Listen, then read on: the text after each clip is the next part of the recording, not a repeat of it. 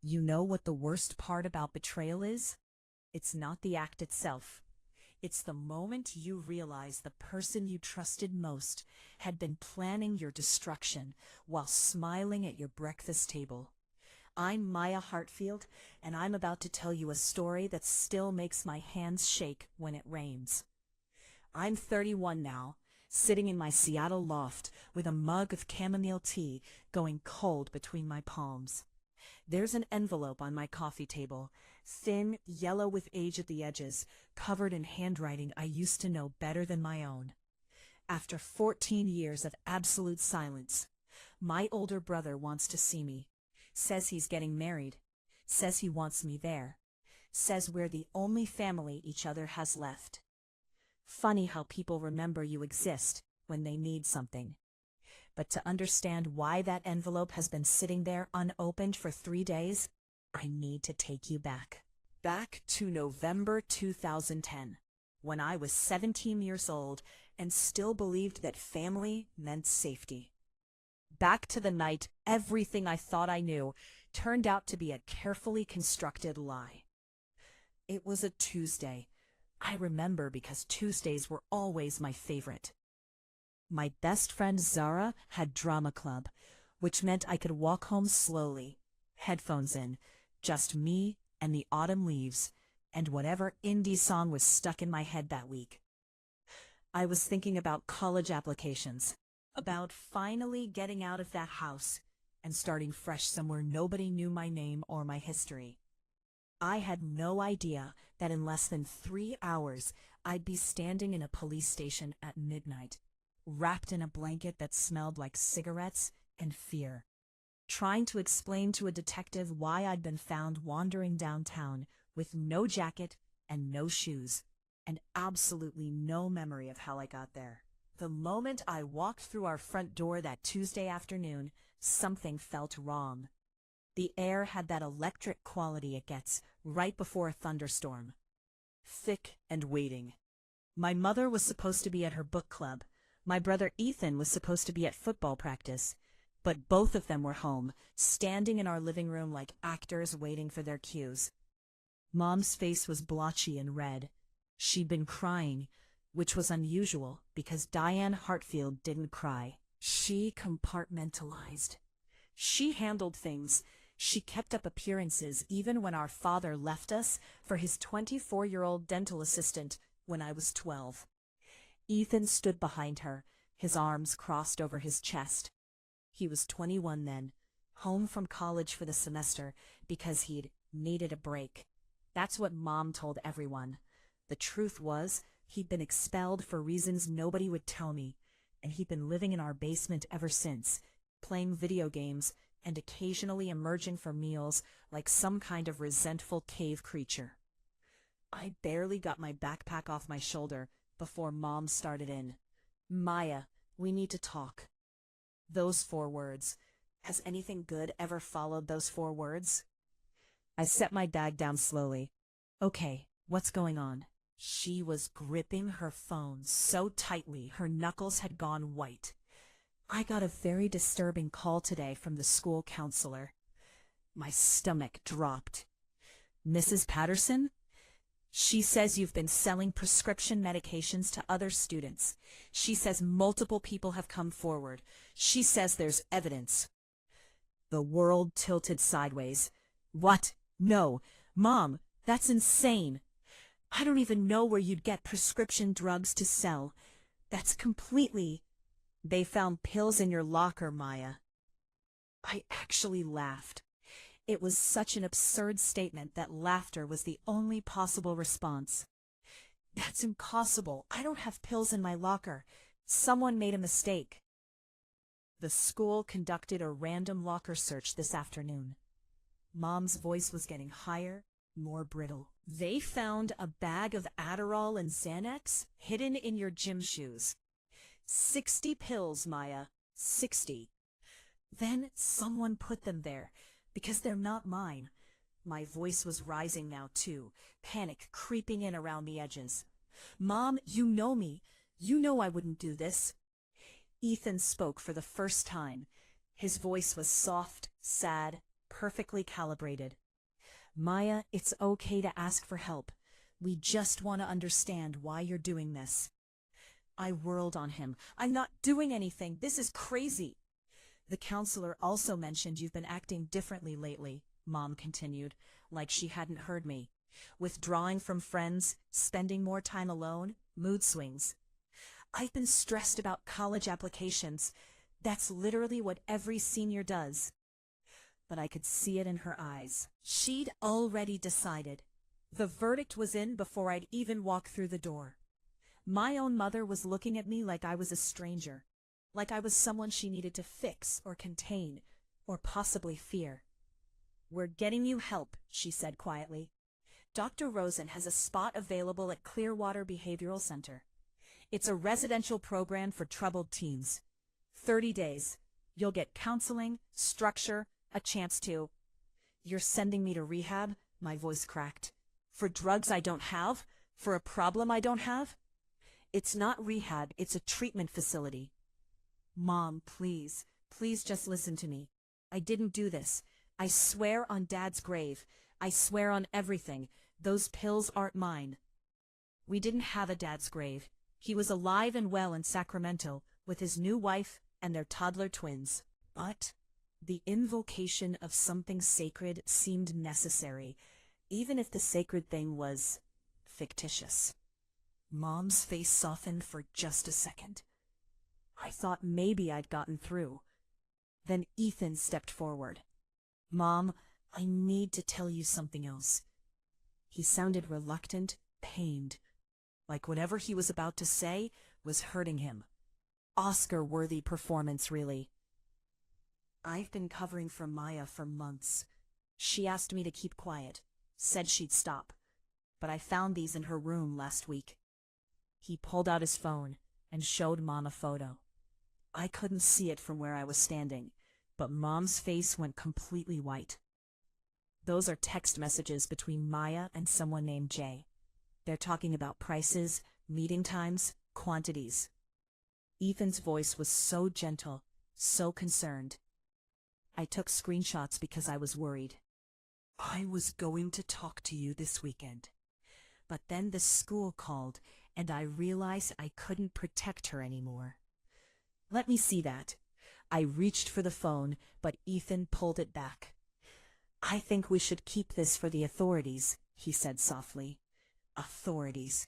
The word landed like a bomb. You're lying. My voice sounded strange, distant. You're making this up. Maya. Mom's eyes were filled with tears now. Why? Why would your brother lie about something like this? And there it was, the question that contained its own answer. Why would he lie? Golden boy Ethan, the football star, the one with the bright future before it mysteriously imploded. Why would he possibly frame his younger sister? Except I knew why. I'd known for 2 months, ever since I'd accidentally saw something I wasn't supposed to see. If you feel my words, show your support by liking the video and subscribing to the channel. And tell me from which city you belong, so I can see how far a woman's impactful voice can reach. Help me build this community so we can bring more truthful stories for you. 2 months earlier, September 2010, I'd come home early from school because of a migraine. The house was supposed to be empty. Mom was at work. Ethan was supposed to be at a job interview, finally trying to get his life together after whatever had happened at college. I'd gone straight to my room, taken some ibuprofen, and crashed on my bed. I woke up 3 hours later to voices coming from the basement. Male voices, unfamiliar and aggressive. I crept down the hallway, my head still fuzzy from sleep and pain. The basement door was cracked open just enough that I could hear everything. You're 2 weeks late, Ethan. That's not acceptable. I know. I'm getting it together. My mom's trust fund check comes in next month. I can pay you then. Next month? We had an arrangement. You distribute our product. We give you a cut. You don't distribute, you don't get paid. But you still owe us for the inventory. I'm working on it. I've got a new market. Younger kids, easier to manipulate. I just need a little more time. Your time's up. You owe us $8,000. You've got until the end of the month to get it, or we start taking collateral. What does that mean? It means we know where your little sister goes to school, Ethan. Cute girl. 17, right? Lots of ways a pretty teenager could work off a debt. The threat hung in the air, ugly and unmistakable. You stay away from Maya. Ethan's voice had an edge now, real fear creeping in. This is between us. Then pay us what you owe. End of the month, not negotiable. I'd heard footsteps coming up the basement stairs and barely made it back to my room before two men in leather jackets walked out our front door. I'd stood at my window, watching them get into a black SUV and drive away. My heart hammering so hard, I thought I might pass out. Ethan owed dangerous people money, and those dangerous people knew who I was. I'd confronted him that night after Mom went to bed, stood in the doorway of the basement, and demanded to know what the hell was going on. He'd tried to deny it at first, then minimize it. Then finally, he'd just gotten angry. You don't understand the pressure I'm under, Maya. I made one mistake at college, one stupid mistake, and it derailed my entire life. I'm trying to fix it. By selling drugs? By owing money to people who threaten your sister? I'll handle it. Just stay out of it. I should tell Mom. If you tell Mom, it'll destroy her. You want that on your conscience? Dad already abandoned us. You want to be responsible for breaking what's left of this family? The manipulation was so smooth, I almost didn't catch it. Making it my responsibility, my burden to carry. Pay them back, I'd said finally. Get out of this, or I'm telling Mom everything. He'd promised he would, swore on our mother's life he'd fix it and get clean. I'd believed him because I was 17 and stupid, and I wanted to believe that my brother, despite everything, was still salvageable. Standing in our living room 8 weeks later, with my mother looking at me like I was a criminal, and Ethan playing the concerned brother who'd been covering for me, I finally understood. He'd had 2 months to plan this, 2 months to set me up, plant evidence, create a narrative that would shift all suspicion away from him and onto me. The pills in my locker? His. The text messages with Jay? Probably fake, or from his own dealings with his name changed. The concerned brother routine? A masterclass in manipulation. He needed someone to blame for what was about to come crashing down, and I was convenient. I'm not going to any facility, I said, my voice steady despite the panic clawing at my throat. I'm not sick. I'm not using. And I'm definitely not dealing drugs. Maya, please don't make this harder than it already is. Mom was crying openly now. We're trying to help you. Then believe me. Mom, look at me. Really look at me. Do I look like I'm on drugs? But she wasn't looking at me anymore. She was looking at Ethan, at her golden boy who'd come home broken and was now trying so hard to help his troubled sister. The son she'd already lost once wasn't going to be lost again. Not for me. Not for anyone. You're going to Clearwater, she said quietly. Tomorrow morning. I've already packed your bag. No, I backed toward the door. Absolutely not. Ethan moved to block the exit. Maya, running isn't going to solve anything. Get out of my way. Mom called Dr. Rosen. She's expecting you tomorrow at 9. If you don't go voluntarily, she'll have to involve the police. Is that what you want? A record? The trap was perfect. Go to the facility and be labeled as troubled, as an addict, as someone who needed to be fixed. Or refuse and end up with the police involved, making me look even more guilty. Either way, Ethan won. I looked at my mother one more time, silently begging her to see through this, to know her own daughter well enough to recognize a lie when it was standing right in front of her. She looked away. Fine, I said. The word tasted like ash. I'll go. The relief on Mom's face was almost worse than the betrayal. She actually smiled. "You're making the right choice, sweetheart. This is going to help you so much. You'll see." I went to my room and closed the door, sat on my bed, and tried to figure out what to do. I had maybe 12 hours before they shipped me off to some facility where I'd be medicated and counseled and reformed into someone I wasn't. My phone was on my desk. I grabbed it and pulled up the one number I trusted completely.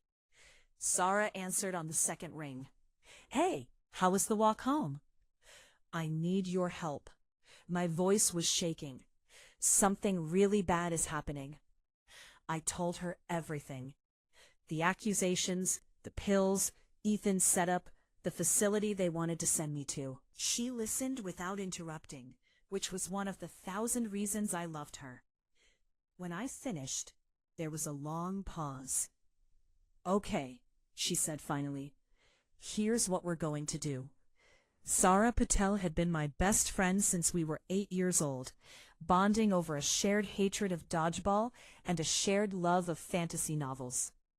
She was the kind of person who brought you soup when you were sick, and also the kind of person who'd help you hide a body if necessary. Not that we'd ever needed to hide a body, but it was nice to know the option was there. Her plan was simple, too simple maybe, but we were 17 and desperate and running out of time. "You need evidence," she said. "Real evidence that Ethan's the one dealing. Otherwise, it's your word against his, and they've already decided whose word they believe." "How am I supposed to get evidence? He's not going to just confess." "No, but his phone might, or his computer, or wherever he's keeping his records. Dealers keep records, right? For inventory?" "I don't know. Maybe. It's worth a shot. You've got all night. Wait until everyone's asleep. Then search his room. Find something, anything that proves he's lying." It felt insane. It felt dangerous. It felt like the only option I had. What if I get caught? Then you're no worse off than you already are. "Maya, they're sending you away tomorrow. You've got nothing to lose." I had absolutely nothing to lose. I waited until midnight. The house was dark and quiet.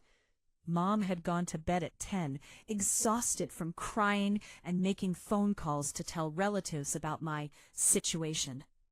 Ethan was in the basement, probably gaming or doing whatever drug dealers do when they're not actively ruining their sisters' lives. I crept down the hallway, avoiding the creaky floorboard outside the bathroom that had been betraying sneaky teenagers since 1987. The basement door was closed but not locked. I could hear music playing softly, some terrible electronic thing that sounded like robots having an argument. His room was at the bottom of the stairs, door half open, lights on. I could see his desk from where I stood, laptop open, screen glowing.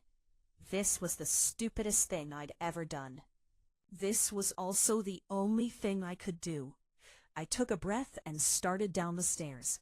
Each step felt like it took an hour. The music got louder as I descended, which was good, because it meant he couldn't hear me approaching. I could see him now, sitting at his desk with headphones on, completely absorbed in whatever was on his screen. I made it to the bottom of the stairs. His room was a disaster. Clothes everywhere. Empty energy drink cans piled like a modern art installation.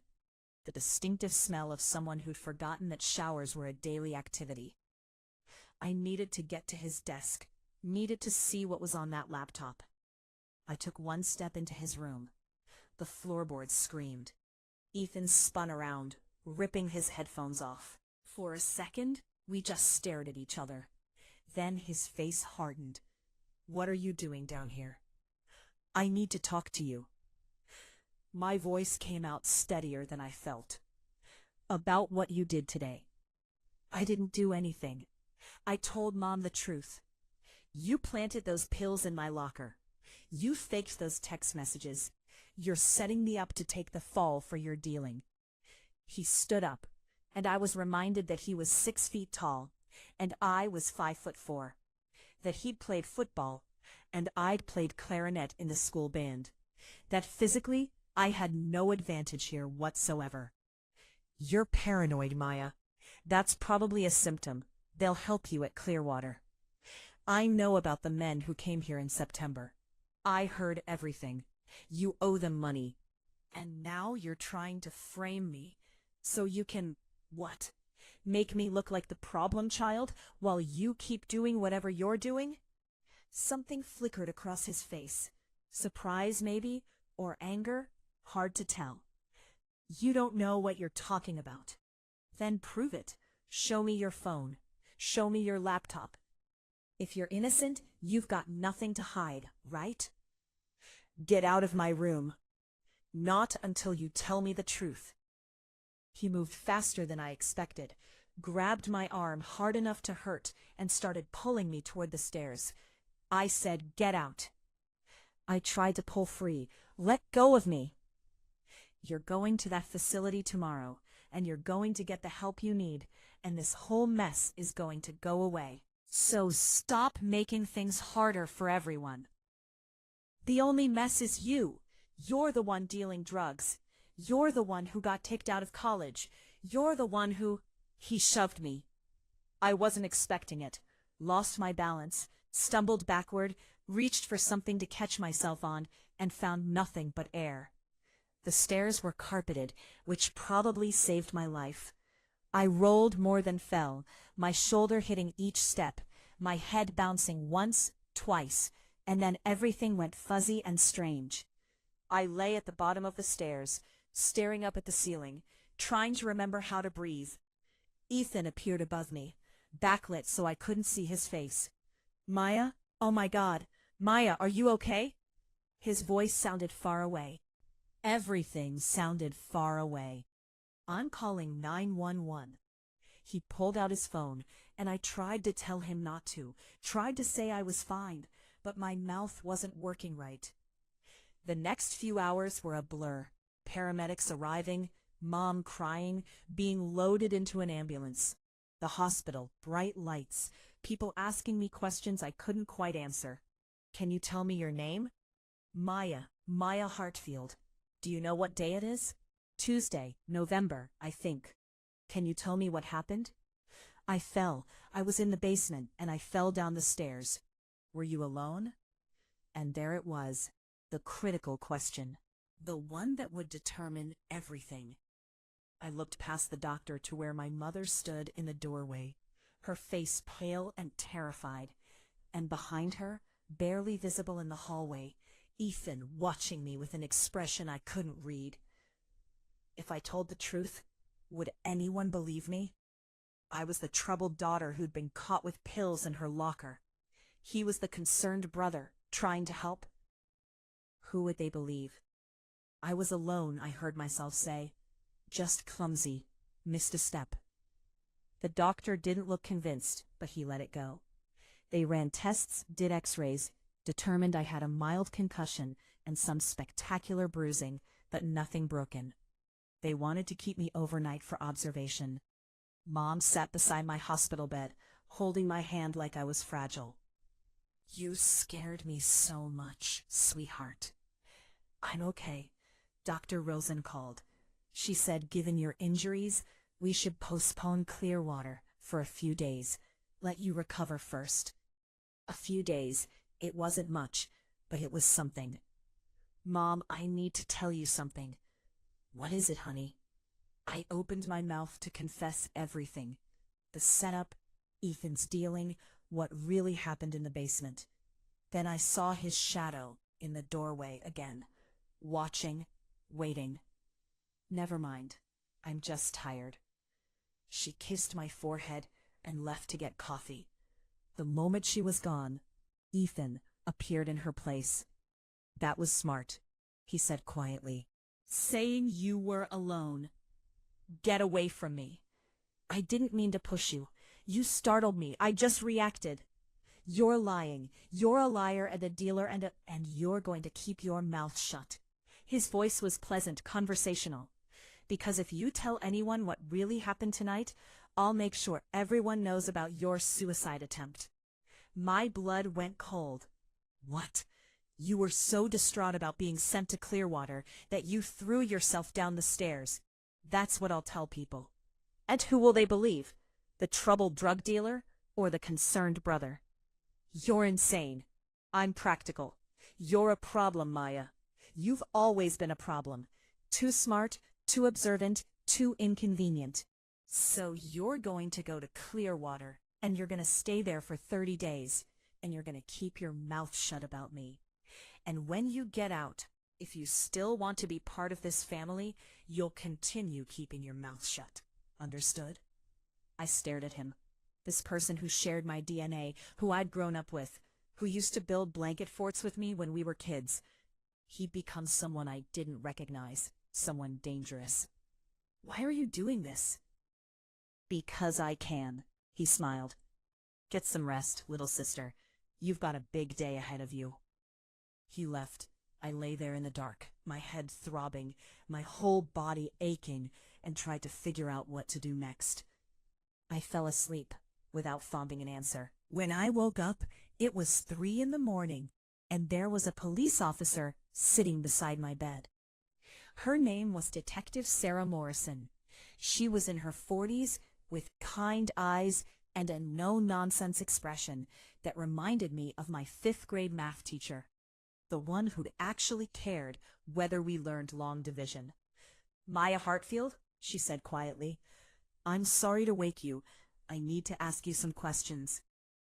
My heart started racing. About what? About your brother.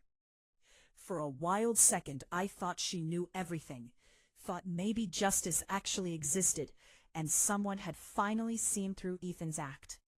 What about him? He was arrested 2 hours ago. Drug trafficking, possession with intent to distribute. He's being held without bail. The world tilted. What? Detective Morrison pulled out a notepad. "We've been investigating a drug distribution network operating out of several local high schools. Your brother was one of our primary suspects. We had an undercover officer enrolled at Jefferson High. She was making a purchase from him when we moved in. But the pills in my locker were planted there by your brother to create a cover story. We know. The undercover officer witnessed him doing it yesterday morning before classes started.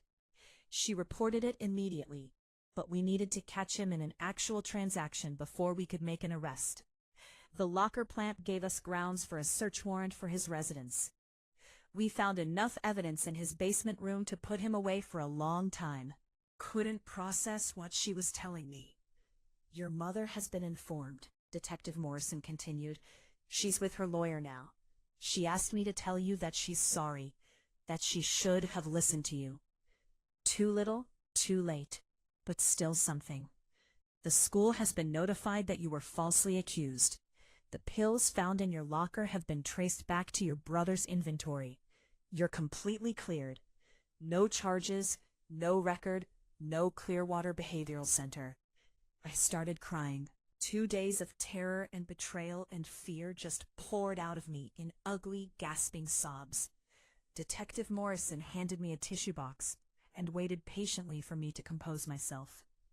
"I need you to tell me everything you know about your brother's activities," she said when I could breathe again. "Everything you've seen, heard, or suspected. Can you do that?"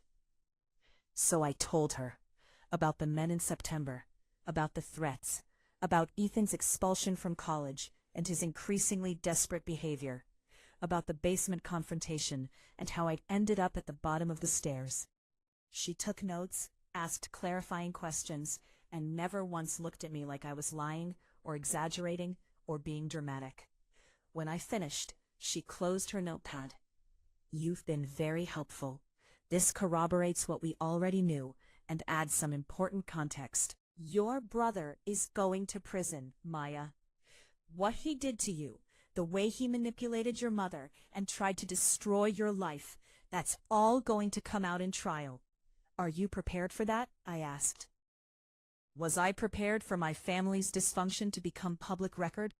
For everyone to know that my brother had tried to frame me? For my mother's judgment to be questioned in open court? Yes, I said, because the alternative was letting him get away with it. And I was done being convenient. The trial happened 6 months later. I was 18 by then, graduated from high school, accepted to the University of Washington on a full scholarship that felt like a lifeline to a better future. Ethan pled guilty to avoid a longer sentence. He got 7 years in a minimum security facility. My mother sat through the entire proceeding with a blank expression, aging a decade in the space of an afternoon. The worst part, the part that still keeps me up some nights, is that he never apologized. Not to me, not to Mom, not to anyone. He stood in that courtroom and accepted his sentence with the same detached arrogance he'd shown while framing me. Like it was all just a game he'd lost. Like I was just a pawn he'd sacrificed. Like none of it really mattered. After the trial, Mom sold the house. Couldn't bear to live there anymore, she said. Too many memories. She moved to Arizona to be near her sister, and we talked maybe twice a year. Polite conversations about nothing important. The distance between us couldn't be measured in miles. Ethan wrote to me from prison once, a short letter saying he hoped I understood why he'd done what he'd done. That he'd been desperate, and I'd been an easy solution. That he hoped someday I could forgive him. I never wrote back. If you feel my words, show your support by liking the video and subscribing to the channel. And tell me from which city you belong, so I can see how far a woman's impactful voice can reach. Help me build this community so we can bring more truthful stories for you. 7 years is a long time. Long enough to finish college. Long enough to start a career. Long enough to build a life that looked nothing like the one I'd left behind. I moved to Seattle after graduation. Got a job in marketing that I was surprisingly good at. Worked my way up from entry level to director. Rented a tiny studio apartment that became a larger one-bedroom that became the loft I live in now, with its view of Elliott Bay and its rent that makes my college self's eyes water. I made friends. Real ones. People who didn't know my history and therefore couldn't judge me for it. People who liked me for who I was, not who I'd survived becoming. I dated. Some good ones, some disasters, some forgettable encounters that blurred together into a vague memory of bad wine and awkward conversation. And then I met Colin at a charity fundraiser. He spilled red wine on my dress, apologized so profusely I thought he might actually pass out from mortification, and then made me laugh so hard I forgot I was supposed to be angry about the dress. He's a pediatric nurse, spends his days taking care of sick children, and somehow still has the emotional capacity to come home and listen to me complain about marketing campaigns and difficult clients. He's patient and kind and completely incapable of manipulation, which might be why I fell in love with him. We got engaged last spring. Simple proposal, nothing fancy. We were hiking in the Cascades, and he just stopped on the trail, pulled out a ring, and said, "I want to spend my life making you happy. Will you marry me?" I said yes before he finished the question. The wedding is planned for next May. Small ceremony, close friends, good food. My grandmother on my mom's side is coming. A few cousins I actually like. Zara is my maid of honor, obviously. She's already planned the bachelorette party and refuses to tell me any details except that it involves minimal arrests. And my mother RSVP'd yes. We've been slowly rebuilding our relationship over the past few years. It's fragile, careful, nothing like what we had before. But it's something. She made a terrible choice in a moment of crisis, and she spent the past decade trying to make up for it. I don't know if she ever fully can, but I've decided to let her try. Which brings us to the envelope. Ethan got out of prison 3 months ago. I knew because Mom called to tell me. Asked if I wanted his new phone number. I said no. Now he wants to come to my wedding. The envelope has been sitting on my coffee table for 3 days. I've walked past it maybe 100 times. Put it down again, without opening it. Colin knows it's there, doesn't push me to read it. Just asks every morning if I want to talk about it, and accepts my answer either way. Tonight, I finally open it. The letter inside is 2 pages, handwritten in that same messy scrawl I remember from shared birthday cards when we were kids. Dear Maya, it starts. I know I have no right to ask anything of you. I know what I did was unforgivable. But I'm getting married next month, and I'd really like you to be there. Her name is Sophie. She knows everything about what I did. I told her before we got serious, because I didn't want any more lies in my life. She's helping me be better. She's helping me understand what I destroyed. I've been in therapy since I got out, working through the things that made me capable of doing what I did to you. I'm not asking for forgiveness because I don't deserve it. I'm just asking for a chance to show you that I'm trying to be the brother you should have had all along. The wedding is May 15th in Portland. I'd understand if you don't come. I'd understand if you never want to see me again. But I hope you'll consider it. You're the only family I have left, and I miss you. I miss the sister I betrayed. I miss the relationship we could have had if I hadn't been such a coward. Your brother, Ethan. I read it 3 times. Each time I feel something different. Anger, sadness, confusion. A weird kind of grief for the brother he might have been if he'd made different choices. Colin comes home while I'm sitting there, staring at the letter. You opened it, he says quietly. Wants me at the wedding. What do you want to do? And I say, it's the perfect question, not what I should do or what would be right. What I want. I don't know. Colin sits beside me on the couch, takes my hand. There's no wrong answer here. Whatever you decide, I support you completely. And then he said, he destroyed my life. He tried to ruin me to save himself. Why should I give him anything? You shouldn't, unless you want to. Do you think people can change? Really change? I think some people can. I think some people are so damaged by their own choices that they spend the rest of their lives trying to repair what they broke. And I think some people are just telling themselves and everyone else a story so they can feel better about who they are. How do I know which one Ethan is? You probably can't, not without giving him a chance to show you. I lean my head on his shoulder. I hate that you're wise. It's my worst quality. I laugh despite everything. I think I need to talk to Zara.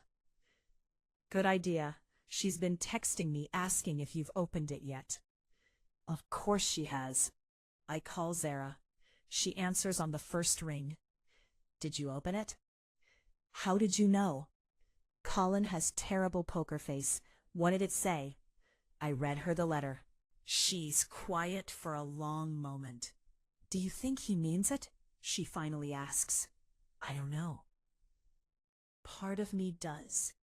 The part that remembers building blanket forts and watching cartoons together. The part that wishes we could have been the siblings we were supposed to be. And the other part? The other part remembers waking up in a hospital bed and hearing that my own brother tried to destroy me. That he looked me in the eye and threatened me. That he never once said he was sorry until it became convenient. Both parts are valid, Zara says. You don't have to choose one over the other. You can hold both truths at the same time. So what do I do? That's entirely up to you, but I will say this. If you do go, I'm coming with you. Someone to punch him if he says anything stupid. You can't punch people at weddings. Watch me. I laugh. God, I love this woman. Let me think about it, I tell her. I'll let you know. Take your time. And Maya? Yeah? Whatever you decide, you're not that scared 17-year-old girl anymore. You're a 31-year-old woman who survived betrayal and built an amazing life. He can't hurt you unless you let him. She's right. She's absolutely right. I think about it for another week. Talk to my therapist. Talk to myself in the mirror at 3 in the morning when sleep won't come. And finally, I decide. I'm not going to the wedding, but I am going to write him a letter. I sit down at my desk with good paper and a pen that doesn't skip, and I write everything I've wanted to say for 14 years. Ethan, thank you for the invitation to your wedding. I won't be attending, but I wish you and Sophie all the best. I've spent a lot of time thinking about what you did to me, about the sister you betrayed, the life you tried to destroy, the trust you shattered. For years, I was angry. Furious, actually. I wanted you to suffer the way you made me suffer. But somewhere along the way, I realized something. Holding on to that anger was like drinking poison and expecting you to die. It was hurting me more than it was hurting you.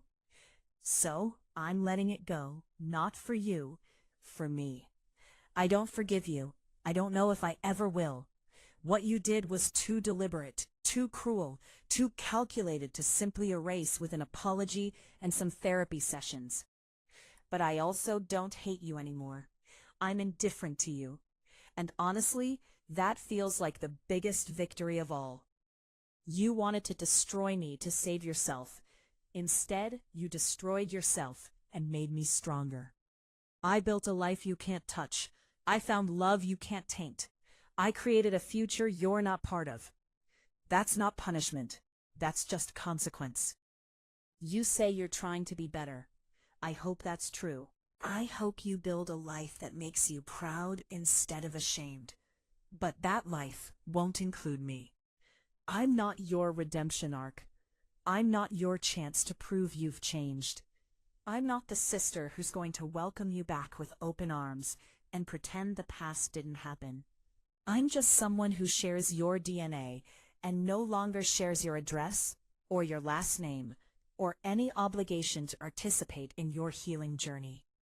I'm getting married too, in May, just like you, to a man who would never betray me, who would never hurt me to save himself, who looks at me like I'm the best thing that ever happened to him.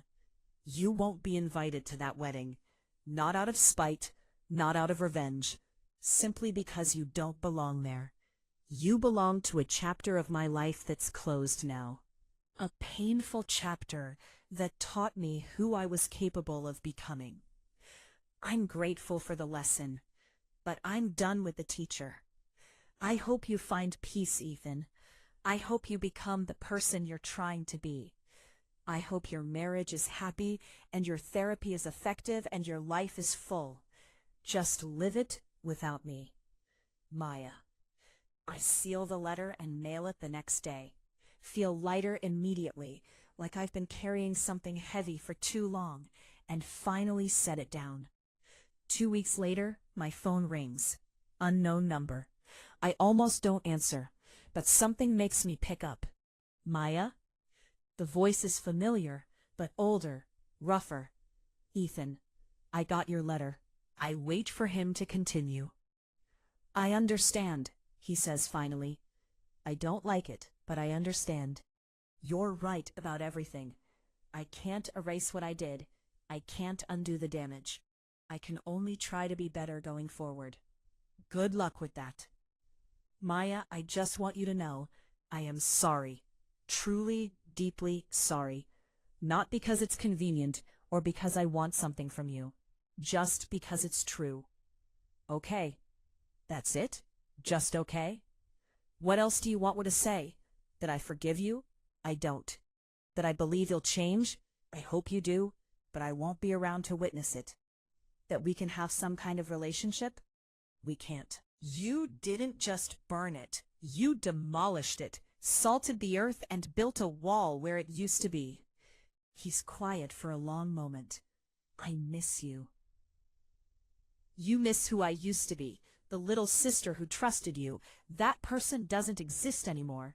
You killed her. I know. His voice cracks. I know I did. I have to go now. Wait, can I ask one thing? What? Are you happy? In your life now, are you happy? I think about Colin, about my job, about my Seattle loft and my coffee shop ritual every Sunday morning. About Sarah and our standing movie night every Wednesday. About the life I built from the ruins of what Ethan tried to destroy. I'm incredibly happy. Good. That's good. You deserve to be happy. I know I do. I hang up before he can say anything else. Colin finds me sitting on the couch, staring out the window at the Seattle skyline. That sounded hard, he says quietly. It was, but it needed to happen. How do you feel?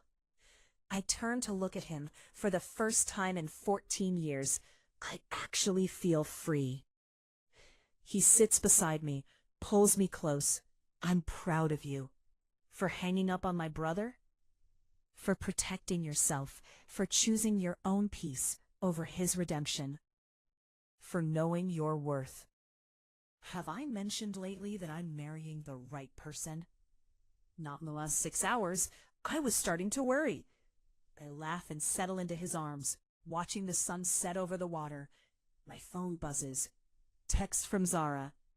So, did you mail the letter? Mailed it 2 weeks ago. He called today. And? I told him the truth. I'm happy without him. Good. That's my girl. Proud of you. Also, bachelorette party update. Definitely involves a mechanical bull. Possibly involves matching leather jackets. Definitely involves questionable decisions. Love you. Love you too. I put the phone down and look at Colin. She's planning something terrible for the bachelorette party. I'm aware. She's been coordinating with my best man. They have a group chat. It's concerning. Should we be worried? Absolutely. But also, it's Zara. It'll be memorable. He's not wrong. The months pass quickly. Work gets busy. Wedding planning gets intense.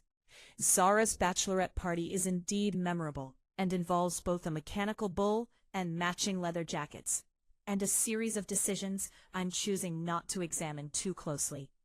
My mother comes to visit. We go dress shopping together, which feels both strange and right. She cries when I try on the one I end up choosing. Simple, elegant, nothing like the elaborate princess gown I'd imagined when I was a little girl. You're so beautiful, she says. Your father would be so proud. We still don't talk about Ethan. That wound is too fresh, too complicated. Maybe someday we will. Maybe we won't. Either way, we're learning to be mother and daughter again. Carefully, gently, one conversation at a time. The wedding happens on a perfect May afternoon. Sunshine, light breeze, the smell of flowers and possibility. Zara stands beside me in her maid of honor dress, crying openly before the ceremony even starts. You're supposed to wait until the vows, I whisper. I'm practicing, she whispers back. Colin looks at me like I'm the answer to every question he's ever asked. And when we say our vows, the words we wrote ourselves, promising partnership and honesty and love that doesn't come with conditions, I mean every syllable. There's a moment during the reception when I step outside for air. The party is loud and happy inside, music and laughter and people celebrating us. I stand there in my wedding dress, looking up at the stars, and I think about that 17-year-old girl who was betrayed by her brother and framed for crimes she didn't commit. The girl who fell down basement stairs and woke up in a hospital bed. The girl who was scared and alone and convinced her life was over. I wish I could tell her it gets better, that she survives, that she thrives, that she builds a life so full of love and purpose and joy that the people who tried to break her become irrelevant. I wish I could tell her she's stronger than she knows, but she figured it out on her own. found her own way through the darkness, built her own light. There you are. Colin appears beside me, jacket discarded, tie loosened. Everything okay? I plan on making you this happy for the next 60 years minimum. Only 60? Fine, 70, but that's my final offer. I laugh and kiss him, there under the stars, in my wedding dress, surrounded by people who chose to love me, not because they had to, but because they wanted to. Inside, someone turns up the music. I can hear Zara shouting something about the bouquet toss. Can hear my mother laughing at something one of my cousins said. Can hear the beautiful chaos of celebration. We should go back in, Colin says. One more minute. We stand there together, and I make a silent promise to that 17-year-old girl I used to be. I promise her that the pain doesn't last forever, that betrayal doesn't define you, that the people who try to destroy you don't get to write your ending. I promise her that she builds something beautiful from the broken pieces. I promise her that she wins. And then I take my husband's hand and walk back into our wedding reception, into the noise and the love and the future we're building together. The envelope from Ethan is long gone, recycled weeks ago. Sometimes I think about him. Wonder if his wedding was nice, if Sophie makes him happy, if he's actually changing, or just saying the words he thinks people want to hear. But mostly I don't think about him at all. I think about the life I have now, the career I built, the love I found, the family I chose, the community of people who show up for me because I show up for them. I think about the woman I became when I stopped trying to fix what other people broke. I think about the power of walking away from people who don't deserve access to your heart. And I think about 14-year-old me building a playlist for walking home from school, dreaming of college and independence and a life beyond the walls of that house. She got everything she wanted, and so much more. If you feel my words, show your support by liking the video and subscribing to the channel. And tell me from which city you belong, so I can see how far a woman's impactful voice can reach. Help me build this community so we can bring more truthful stories for you. 3 months after the wedding, I get a package in the mail. No return address. Just my name and my Seattle address in handwriting I don't recognize. Inside is a photo. It's old, creased at the edges, the colors slightly faded. It shows 2 kids building a blanket fort. A girl around 7 years old, missing her front teeth, grinning at the camera. A boy around 11, holding up one corner of the fort, making a silly face. Me and Ethan, before everything fell apart. There's a note attached in that same unfamiliar handwriting. Maya, I'm Sophie, Ethan's wife. We've never met, but I wanted you to have this. I found it in a box of his things from his mother's house. He doesn't know I'm sending it. When I asked him about his sister, about what happened, he told me everything. The drugs, the setup, the prison time, the way he destroyed your relationship and your trust. He told me he deserved to lose you. I'm not writing to ask you to forgive him or to come back into his life. That's your choice, and I respect whatever you decide. I just wanted you to know that this photo sits on his desk. He looks at it every morning, and sometimes I catch him crying. He's not the person in your memories anymore. I don't know if he'll ever be someone you can trust again, but he's trying, really trying. Not for me, not for anyone else. For himself, for the brother he should have been. Anyway, I thought you might want the photo. A reminder that before the betrayal, there was love. Before the damage, there was family.